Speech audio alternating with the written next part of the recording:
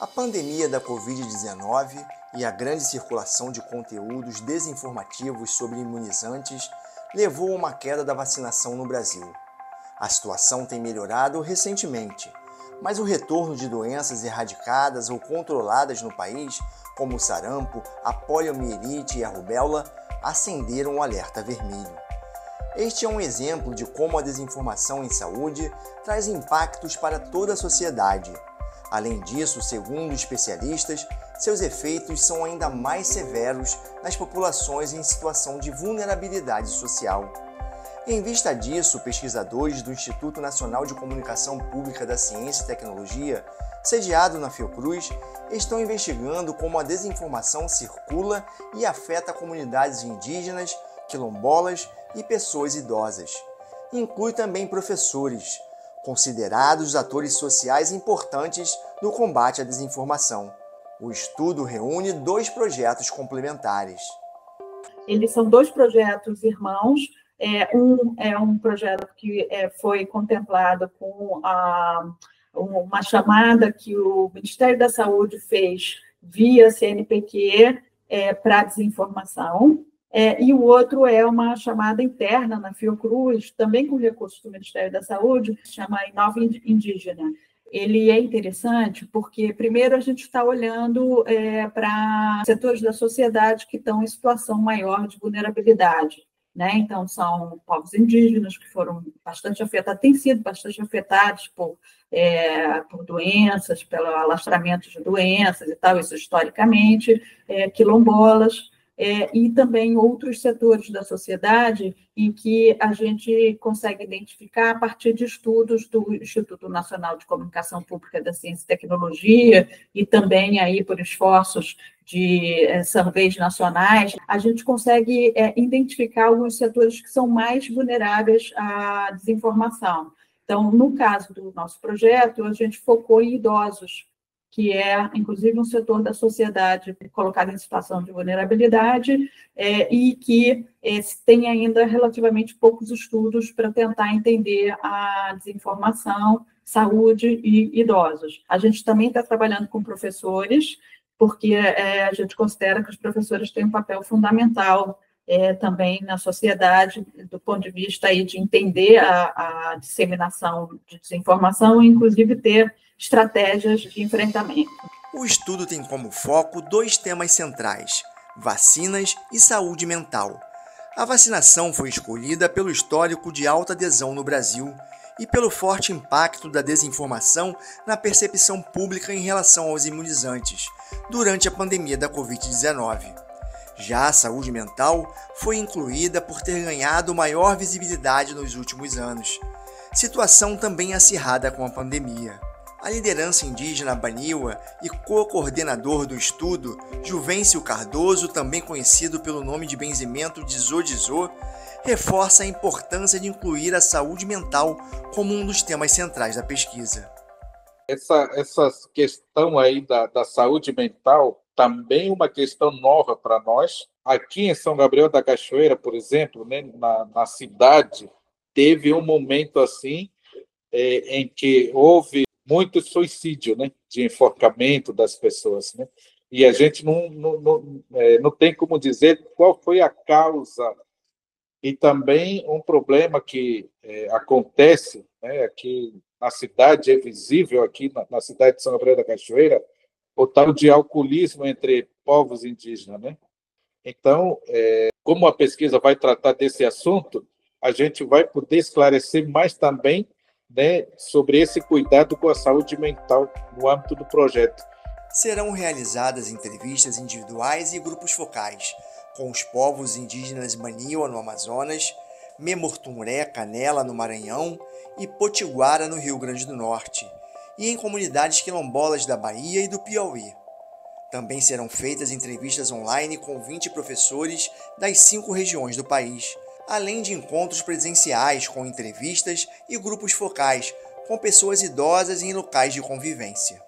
A ideia é a gente entender como é que é o acesso à informação, como que eles acessam, inclusive, a desinformação também. Os Baniwa, por exemplo, tinha várias aldeias que até hoje nem têm acesso à internet.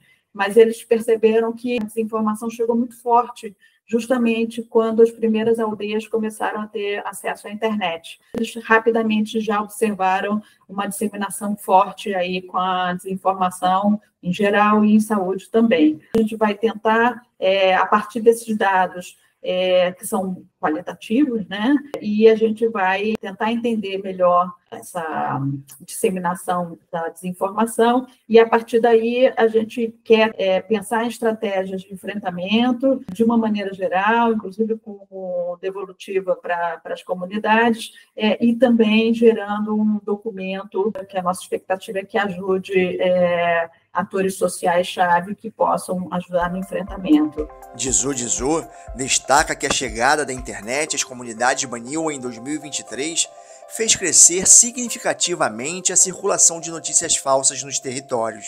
Por isso, associações e escolas têm promovido ações de educação digital.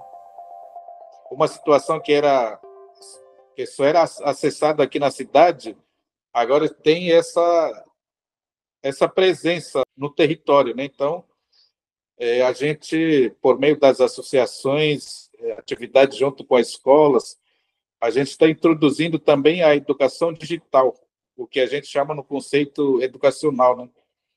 Que momentos formativos, né, aos estudantes, nas comunidades mesmo, tratando sobre essas situações também, de como utilizar celular, de como usar tablet.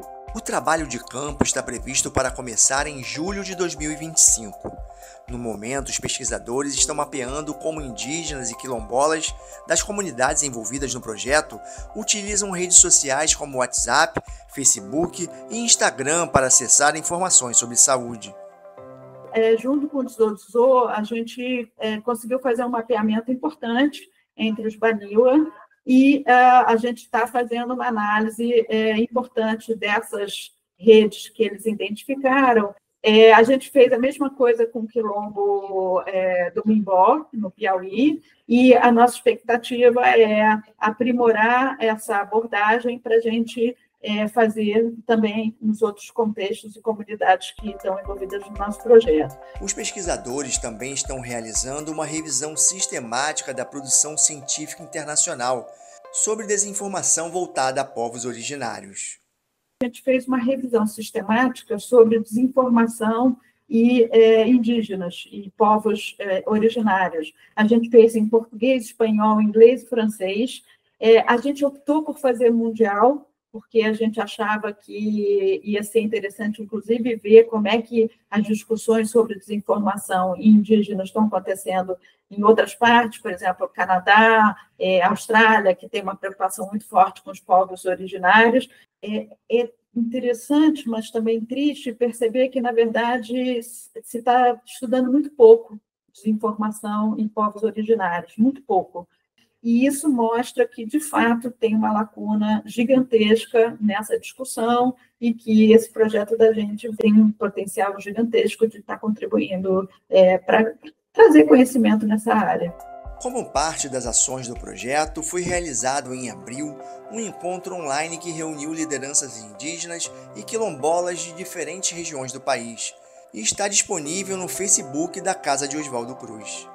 A gente organizou essa mesa redonda, essa conversa online, que eu acho que foi muito bem sucedida, porque as 4 pessoas que participaram, né, o Dizu, que é o Baniwa, o Matheus, que é dos quilombolas, a Marta do Timbó, que é outro quilombo, no Piauí, e o Vladimir, que é dos Canela, no Maranhão, de liderança indígena no Maranhão, e engajaram muito na ideia do evento, e participaram bastante, tiveram muito envolvido, e eu acho que, de fato, deram uma contribuição fenomenal. Um dos participantes do evento online, o fisioterapeuta Matheus Brito, do território quilombola da Lagoa de Maria Clemência, em Vitória da Conquista, Bahia, acompanha de perto como a desinformação circula nas comunidades. Ele explica que o WhatsApp é a principal via de disseminação de notícias falsas, e que os boatos vão desde mentiras sobre vacinas e medicamentos até ataques às religiões de matriz africana e golpes relacionados a benefícios sociais. As principais fake news, né, as principais notícias falsas que têm chegado são principalmente desde a pandemia com relação à vacina, né, de que a vacina faz mal à saúde, de que ela traz prejuízos para a saúde, etc. Teve também muito forte a questão de medicações que não necessariamente são medicações prescritas para o caso de Covid, mas que chegaram nas comunidades, como cloroquina, ivermectina, etc. Fora os casos aí já não é necessariamente de saúde, mas a gente sabe que tem implicações na saúde, mas existem várias notícias e veiculações de desinformação com relação às religiões de matriz africana, né, presentes dentro das comunidades. Então, muitos casos de racismo religioso, fora outras questões que também a gente se relacionam com a saúde, mas não são diretamente da saúde, que é com relação a benefícios sociais, né? Então, informações falsas sobre como que você deve sacar e como você deve aplicar na época da pandemia, né, o Auxílio Brasil, mas agora Bolsa Família, BPC, dentre outros benefícios da assistência social, que aí já vai para uma seara de golpe mesmo, né, e de crime com relação à tentativa de extorsão nas comunidades quilombolas. Brito, que atua na Coordenação Nacional de Articulação das Comunidades Negras Rurais Quilombolas, a CONAC, alerta que a alta taxa de analfabetismo torna as comunidades quilombolas mais vulneráveis à desinformação. Segundo o censo do IBGE de 2022, o índice de analfabetos entre quilombolas é 3 vezes maior que o da população geral.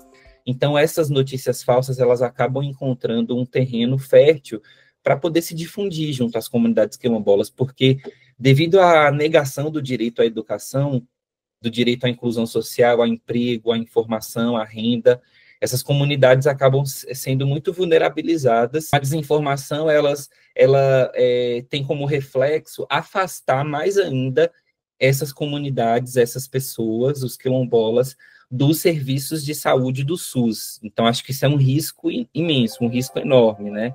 Dizodizô destaca a importância de a pesquisa estar sendo desenvolvida em parceria com lideranças indígenas e quilombolas.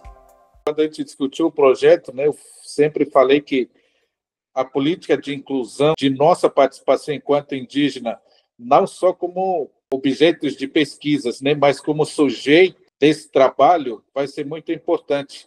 Então, nesse âmbito do nosso projeto, eu vejo como uma oportunidade da gente poder estabelecer essa parceria, para a gente poder trabalhar, né, no futuro, dentro do território, em cima desse tema que a gente está tratando, de como combater desinformação, de como produzir informações verdadeiras, e também para envolver a formação de jovens, né, para poder trabalhar esse tema no território.